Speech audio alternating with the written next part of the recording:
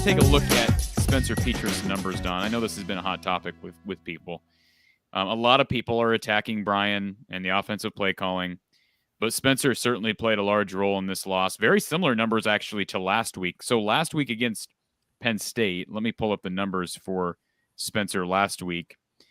Last week against Penn State, Spencer was 17 of 31 for a $195, but he had just one interception and 2 touchdowns. So he ends up with 4 picks today, no TDs. He looked like Spencer of last year, Don. I mean, that's how I would describe him. Where does he go? I know you talked about shaking it off and what the coaches are telling him, but he is, one of the comments I made earlier is he really looks helpless, at least from my vantage point. And George Karlaftis, I give him credit. He was all over. Number 5 was all over Spencer today. He was all over both tackles. But when Spencer is pressured in the pocket, he doesn't know what to do. He's helpless back there. Yeah. I did talk with you sometime in the past about flush drills. I would strongly recommend we need to practice flush situations more, primarily because we don't have any guarantee that we're going to be able to hold them out of there very long enough. And, of course, at that point, it does become a flush drill. Whether you like it or not, it's a flush drill. So my point would be, I think part of our problem is when we do flush, the responsibility is with Spencer to try to make something good happen, but it also lies with the receivers. And we talked about it before. You know this because we talked about it. You don't work parallel. You either work deep or you work back toward the ball. You work in the direction that the quarterback's working. Otherwise, you're no factor anyway because he can't find you. He can't get the ball to you. So first priority, work in the same direction he's flushing. If he flushes left, you better be running left. And for that matter, you only got 2 options: work deep or come back to the ball. Come back toward the line of scrimmage, I should say. And whatever you do, don't work parallel because there's going to be some defender undercutting your route at that point. And that's how interceptions occur.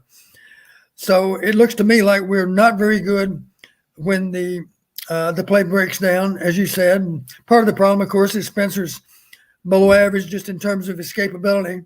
He doesn't have great escapability. But that's okay in that if the receivers understand better how to react to any kind of flush situation.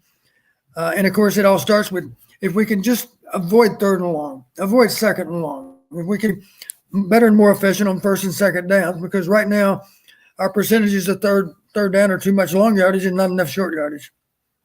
Don, there's a question from Blake Jameson. He called in earlier. So he's asking you to speak on calling routes and the receivers adjusting depths and angles to fold into the defense. Is that a thing in college football? So the way he described it is, does David Bell or these elite receivers in the Big Ten, do they have some sort of flexibility? I mean, according to Blake, what he saw a lot today was Bell sort of, at least from his point of view, Bell kind of being able to adjust his route given post-snap coverage. Do you get what I'm saying there, Don? Is that a thing in the Big Ten?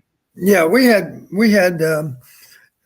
kind of expanded on this a little bit. We actually had calls. If we wanted to throw the ball to a particular receiver, we might simply designate the play. Give an example of a play action pass. Pro right 44 W given. We're saying W, the flanker receiver. You're the primary receiver. We're telling you we want to get you the ball. And today's equivalent, of course, would be David Bell. So all we're asking you to do is assess the coverage and run the proper route. So you do have route options at that point.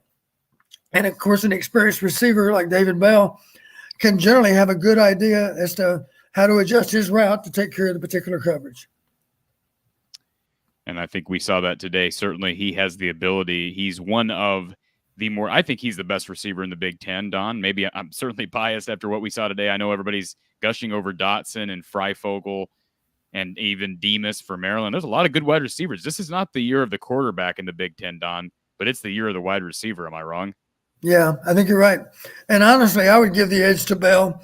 Some of the other receivers you mentioned, they're outstanding players, but they don't have his height. They don't have his length. And to be honest with you, I think in terms of soft hands, I would probably give David Bell the edge over all other receivers. I think he's maybe the least likely to drop a ball of all of them. Hearing from you again, Hawkeye Howard is here, disappointed in the O-line and the D-line, Don. The D-line, to me, has taken a step back these last 2 games. What are your thoughts on Phil Parker's guys up front? Well, I think as these other teams get more and more video of our D linemen, they get a little better handle on how they play, their strengths and weaknesses, their best moves. You need to realize these offensive linemen that are going against our D line, they really study them. They study them as individuals even. And so over time, they realize, here's how this guy likes to pass rush. Here's how somebody else might pass rush in a different way. One might be strictly a finesse rusher off the edge. The other guy's the kind of guy that's going to try to bull rush you. You better have your hips down. You better have your pads down, because he's going to try to just to take you and run you back into the quarterback. So one is a finesse rusher, the other's not.